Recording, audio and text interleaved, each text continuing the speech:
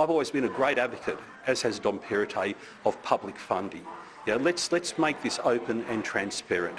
You can't allow billionaires to buy seats and buy democracy. I mean, Gina Rinehart was at that seat today handing out meat pies to the Liberal Party voters there as an encouragement. He has just been lamenting the intervention of a billionaire, of course, referring to the Teals. Ironically, he did have... Gina Rinehart, is she a supporter? Well, Gina's an old family friend, and Gina got in her car and delivered to booth workers sandwiches and pies. That said, it's not a great result. And we've seen a disastrous result in WA, a cataclysmic result, a terrible result in South Australia, similarly a cataclysmic result in Victoria, on top of a poor federal result last year, and a loss tonight of what was objectively a good government. So there's clearly some problems for the Liberal Party, and whilst the New South Wales Liberal Party is certainly performing better than the other states, you know, it's difficult to admit you've got an ugly baby, and I think the Liberal Party needs to start having that conversation. I suggest, though, it is not too early to have that conversation. It's too late. You've lost all these premierships. You've lost federal parliament. You've lost in WA. You've lost the party in WA. You've lost in South Australia. You've lost here. You can't win a seat in Queensland. Can't win in Victoria. It is too late to have this conversation. When you have an ever-decreasing circle of relevance, you're going to land in oblivion, which is what has happened federally. There can be no doubt that there was still residual impact from the federal election. But I think the reason you can start to say this goes the way that we think it will is because in New South Wales, more than 6 out of 10 people, they just vote one, no preferences, that's it. And we will see this tonight, the One Nation vote splitting the Liberal vote in Western Sydney. And that's not by, fault, that's by design. And just... So, and I mean, he's like, Mark Latham has been trying for 25 years to elect a Labor government. Well, and he may well... He wasn't giving us... he may well have a chance tonight. Well, I said on Afternoon Agenda the other day that Mark Latham finally gets to win an election for Labor, and that's the net effect of it. Because if he takes 10 or 15% away from the Liberal Party, and half of that doesn't come back in these Western Sydney seats, it's good night nurse for Liberal. There's some truth in that. Yeah. And many of those votes won't come back to the coalition. They'll exhaust. They'll exhaust. I think a lot will exhaust. They're all mostly just vote one vote. Yes. And they're trying to send a message to the Liberal Party, right? They're trying to send a message about which way the Liberal Party's future goes. Do they go towards trying to get the Teal vote back, or then do they have to go after that One Nation vote? Well, again, I think the key point here is people are feeling a little bit of a disconnect with the major parties. But I would say the level of disengagement I have seen in this election campaign, I have never seen before. A month ago, we were talking about 40% of people that didn't even know there was an election on. 2 weeks ago, that was still at 30%, and 20% was still undecided. So The presumption was that the 30% of undecided would break the way that the primary votes were breaking at that stage, 52-48. They didn't. They broke about 70-30 to the Labor Party. And so the people weren't telling the pollsters how they were going to vote, and then they voted for Labor in the end. If we add in the Nationals here, you can see that the Nationals have managed to largely hang on to all the seats that they came into this election with. This is less of a National Party problem than it is a Liberal Party problem. Would you agree? At the federal level, the Nats did not lose a seat. We did not lose a seat. We picked up an extra senator. It looks like tonight the Nats possibly... Losing Monero.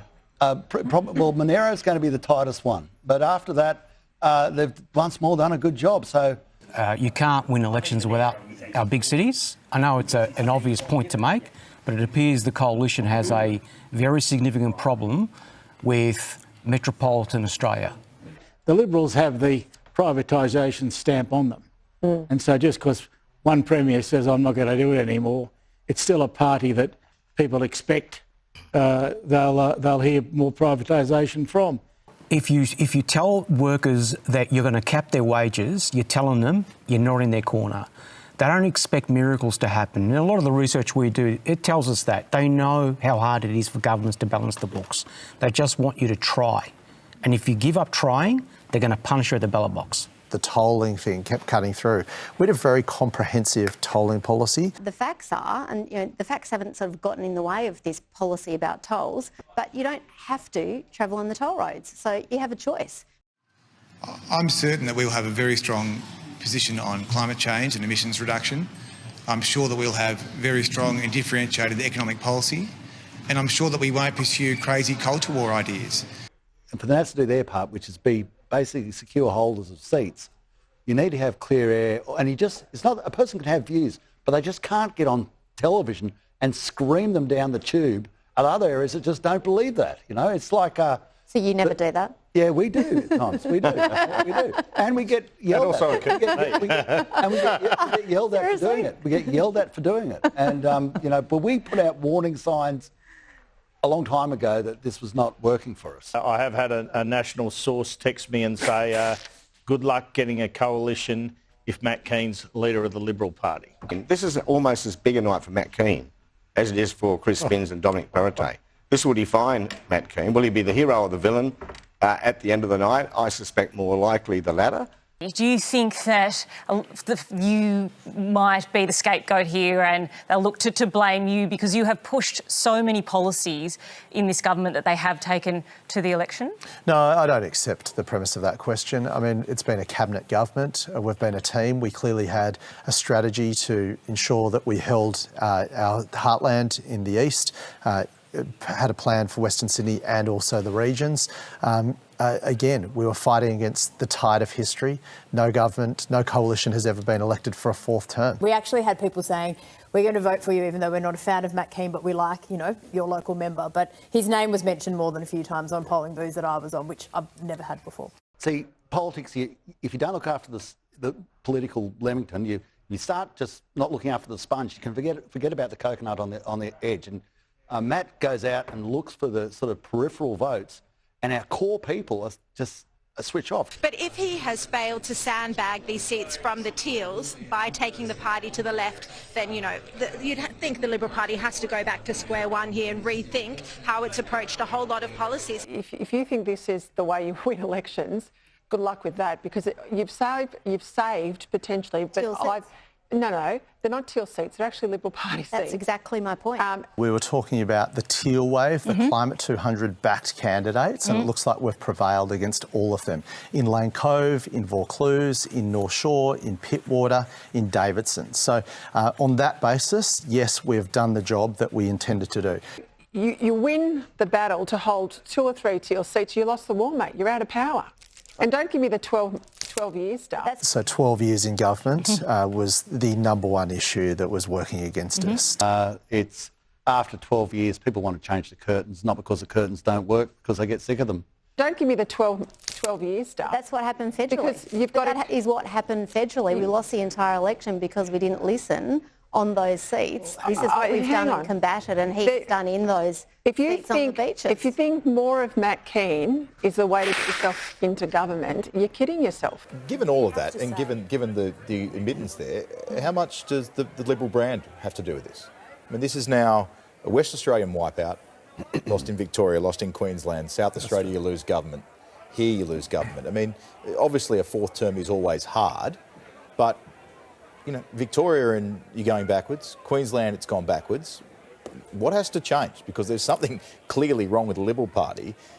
Every time a Liberal government loses in this country, we now have this old hackneyed term that they somehow weren't conservative enough. Well, look at Dominic Perrottet on paper. He is the most socially conservative, least woke leader that is young that we've seen in this country for a long time. We need to get more nuance with the argument here. The Liberal Party needs to modernise. Dominic Perrottet tried to do that and is essentially blocked by the machine and the branches. You had an opportunity to pre-select women into those seats. You failed to do that. And as a result, you have for the whole Northern Beaches, the whole peninsula, from Manly with James Griffin, the Environment Minister, up to Palm Beach, it's wall-to-wall young men.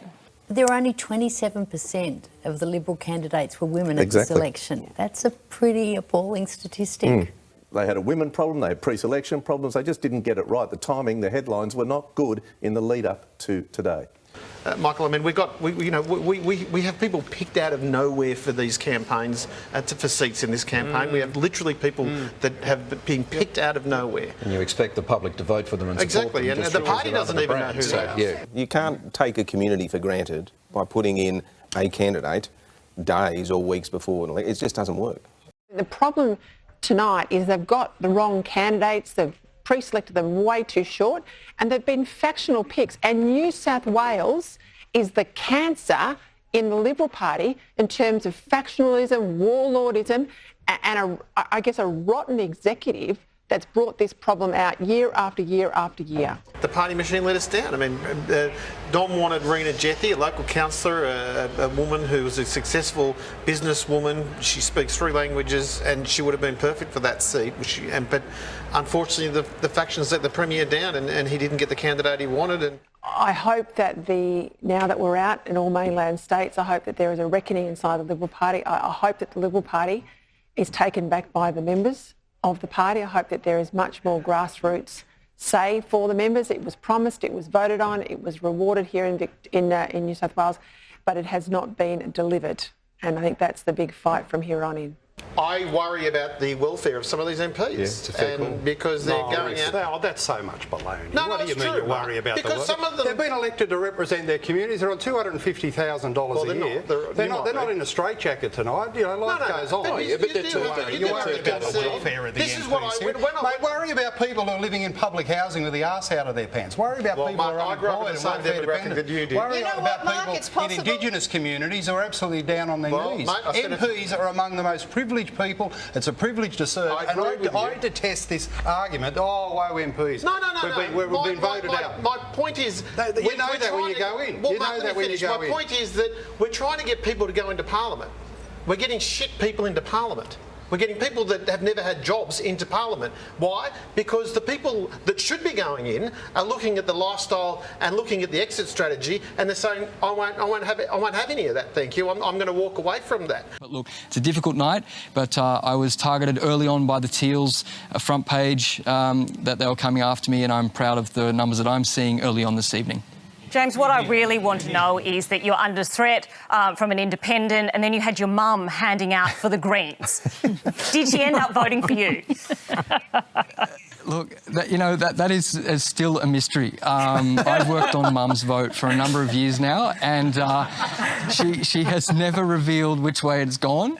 But I'm determined to, before the end of my political career, to get that vote off Mum, and I'll do it. But she gave me a lot of curry at pre-poll, and on Sunday night at dinner, I'm going to remind her of the result that I'm expecting tonight. James Griffin, good luck with your mum, and hopefully.